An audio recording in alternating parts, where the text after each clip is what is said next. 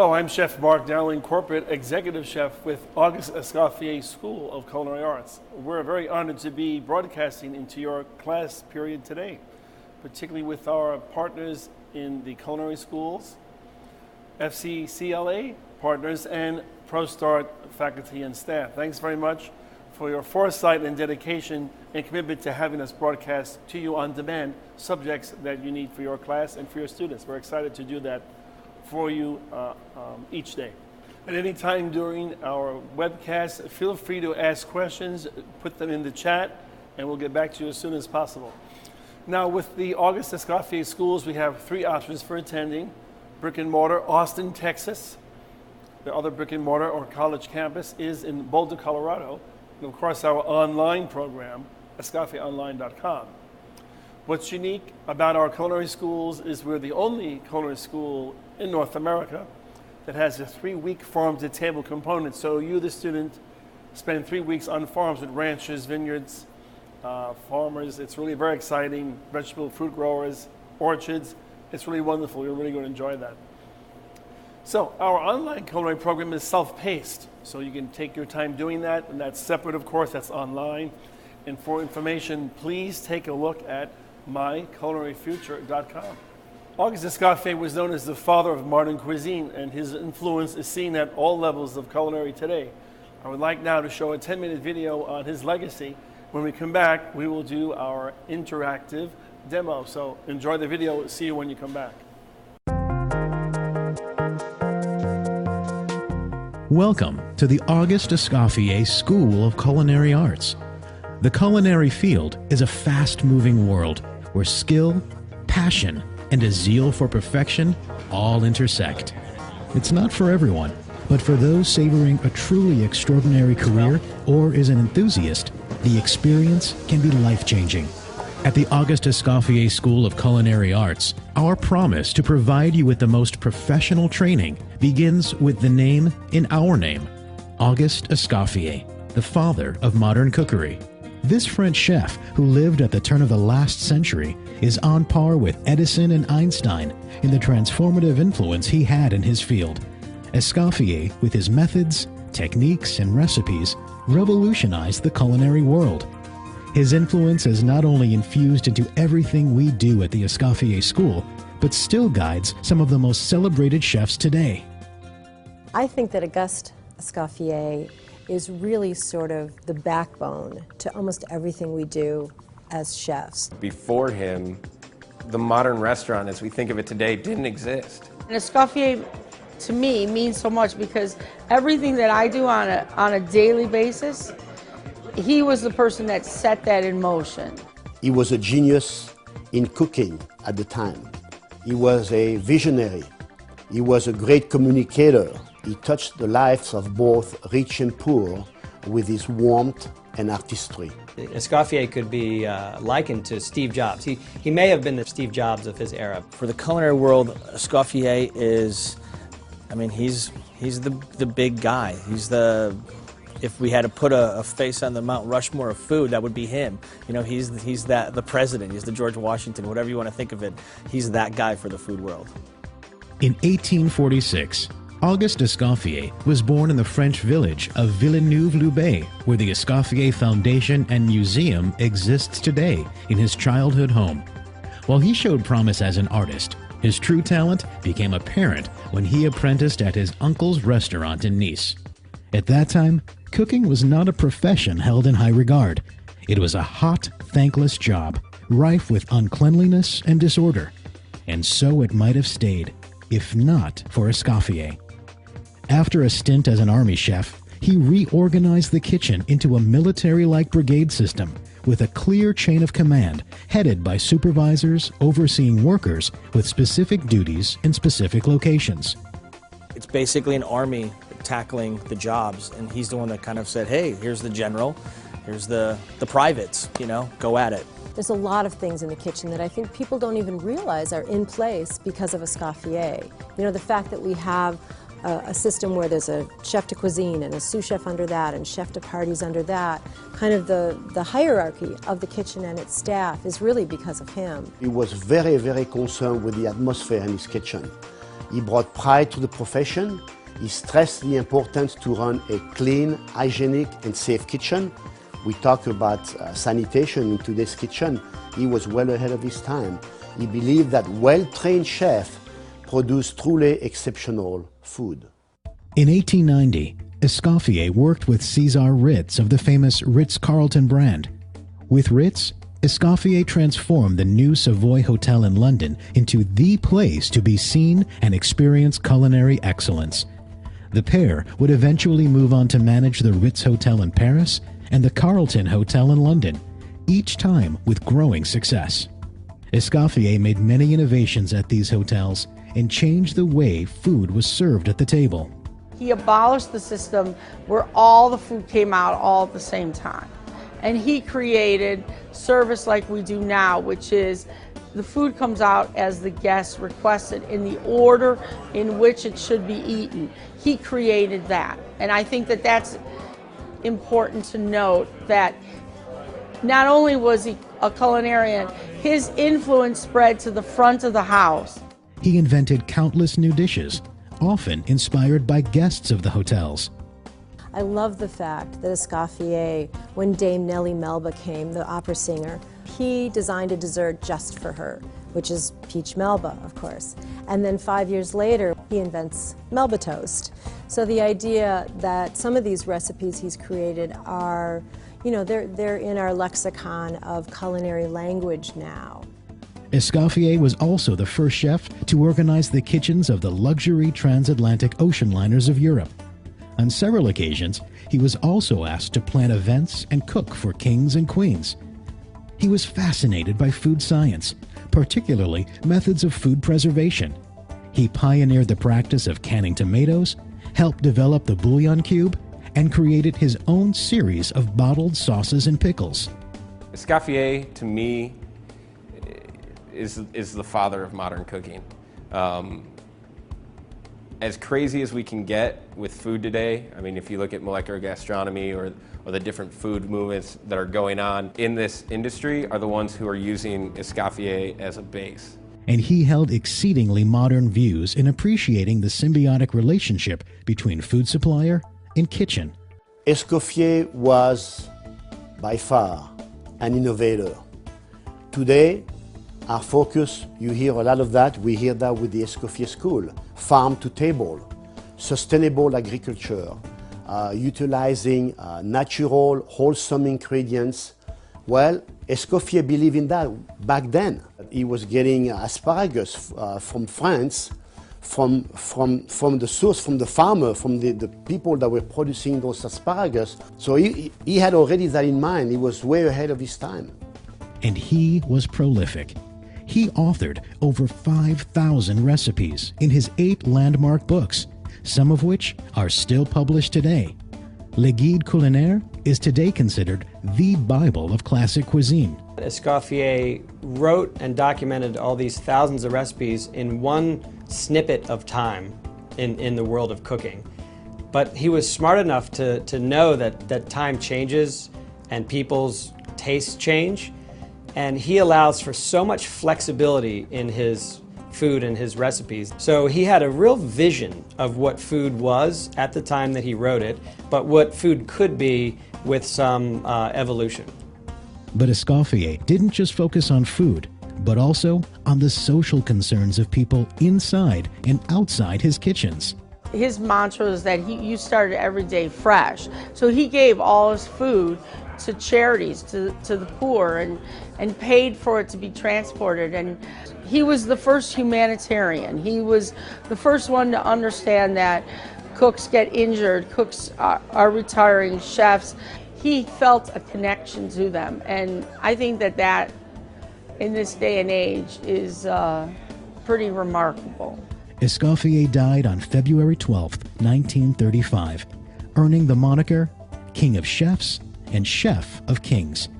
His influence was substantial then and continues to live on. I have the honor to be the president of the disciple Escoffier International USA. It's a premier gastronomic society that was established in France in 1954 to maintain the good name and tradition of French cuisine.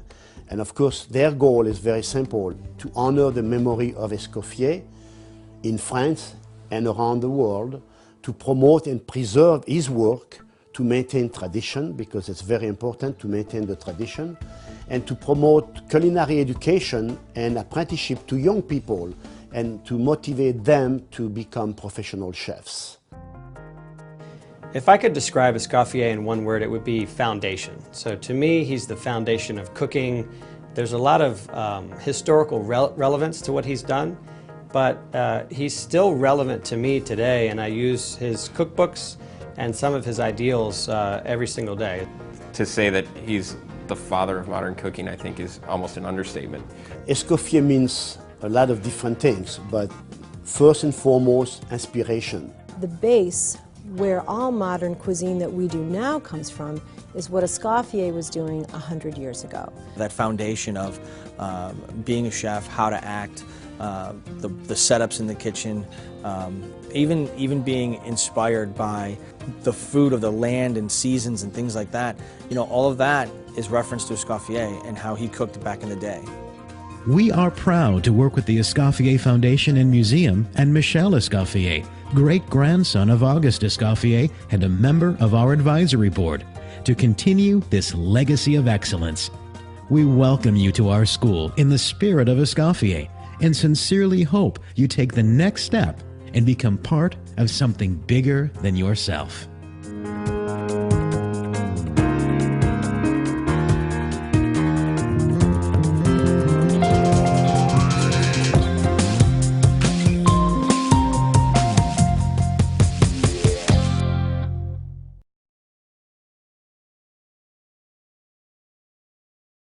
We're going to work with quinoa today.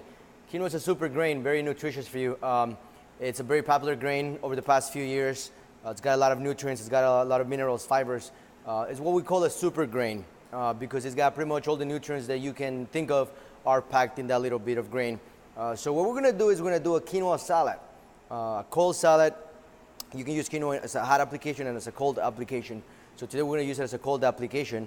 And for that, we're going to use apple cranberry and quinoa salad. So the ingredients we're going to need, it's going to be some red quinoa, oil, dry cranberries, roasted almonds. We're going to use some apple, salt, pepper, a little bit of Dijon mustard, and a little bit of red wine. And the way we're going to start it is we're going to put the quinoa into a pot with water. We're going to bring the water to a boil, and once that's starting to boil, we're going to reduce the flame. We're going to cook it for about 15 to 20 minutes until the quinoa is nice and soft, and you can see the brine starting to open up a little bit. So we're going to let that do that, and then we're going to go ahead and build the salad. So we have that quinoa already cooked. We cooled it down, remove it from the water. We let it cool down on the refrigerator for about 10 to 15 minutes until it was nice and cold. So we're going to build our vinaigrette. All right. So for this salad, we're going to use a red wine vinaigrette. Vinaigrette is super simple. We're going to grab a stainless steel bowl. We're going to need a whisk. So we're going to pour the red wine vinegar on the bowl.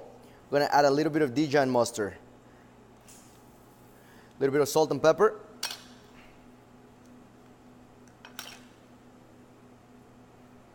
and we're going to dissolve the mustard into the oil. Dissolve the mustard into the vinegar.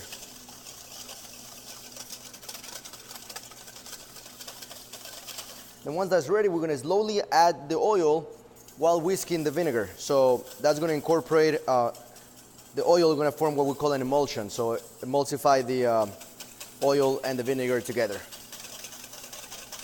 So you want a nice constant stream of the oil as you're whisking these. And normally for a basic vinaigrette, we use a 3-to-1 ratio. So 3 parts of oil to 1 part of vinegar. So whatever you use to measure your vinegar at, it's just 3-to-1. If you want a little bit more on the tart side, a little more vinegary, go to a 2.5-to-1. If you want it a little bit more oily, then you want to go to like a 3.5-to-1 ratio.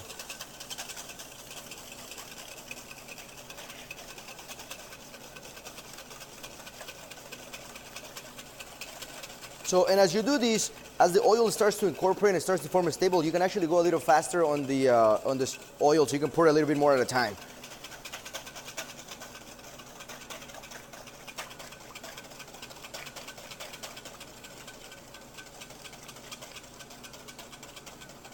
So once we have the dressing, let's season it again with a little bit of salt and a little bit of pepper.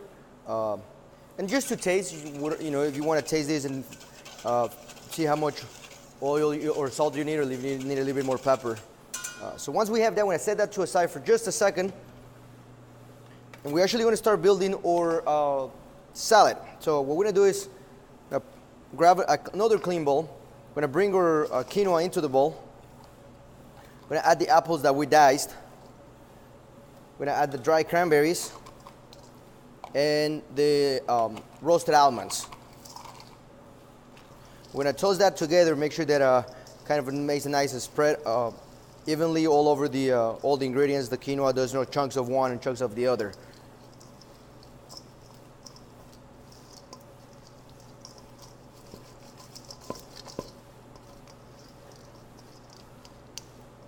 So once we have that, we're going to add a little bit of the vinegar and just kind of toss it around a little bit of the vinaigrette and make sure that all the vinaigrette covers the entire salad.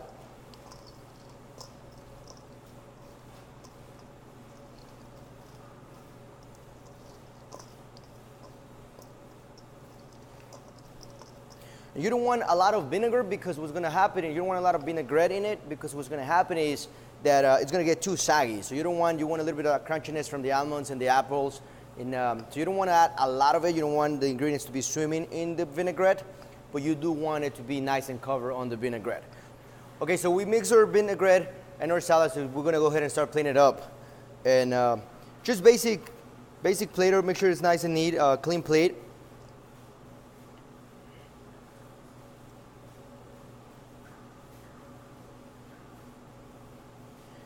And there it is. You can see it's really super simple to make.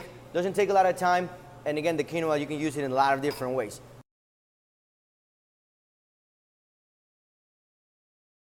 This is Chef Thomas with chickpea salad.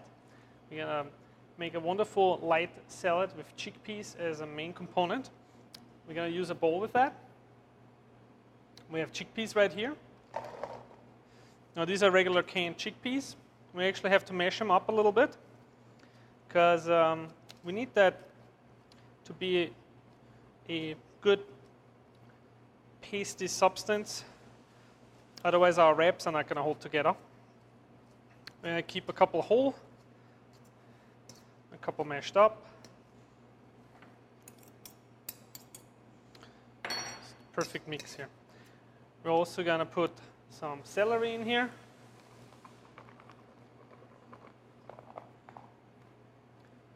Some pickles,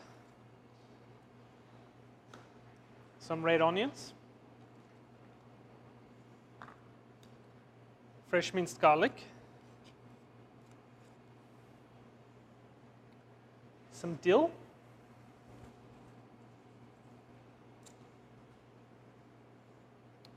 mustard. You can either use stone ground mustard or Dijon. We use Dijon in this recipe. A little bit of lemon juice. You can always add a little bit more later on, so we want to be careful with the consistency. And last but not least, some toasted sunflower seeds. Seeds are very healthy. They have essential oils. These were also a little bit salted, so we might want to wait with the salt, but I'm definitely going to put some pepper in there. Now guess what? If you like it spicy, throw some jalapenos in there.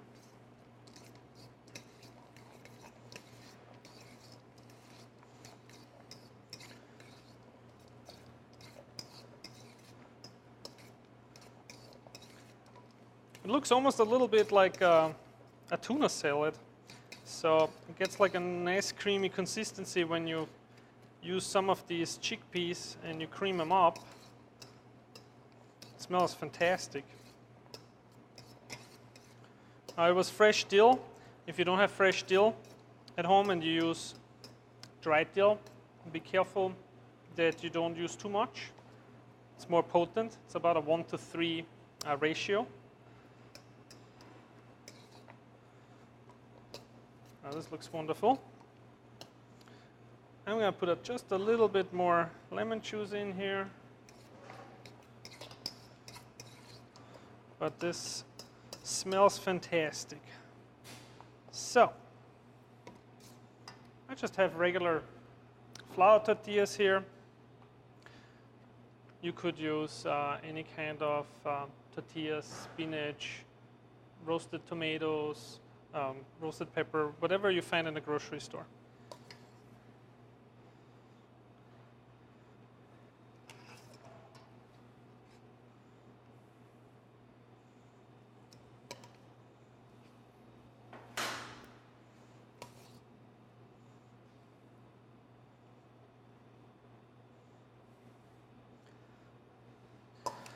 See, I'm pushing here a little bit against, so I know how much filling I have in here. I'm just going to roll them.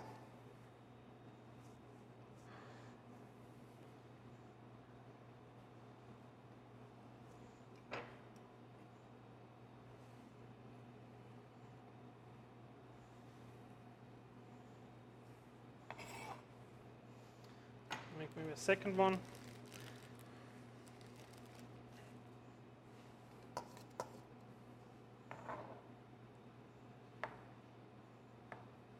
This is a really nice snack. If you maybe eat or serve 2 of them, it's probably a really good lunch too. And there's no meat in there. So it's vegetarian. It's a very, very refreshing smell and taste.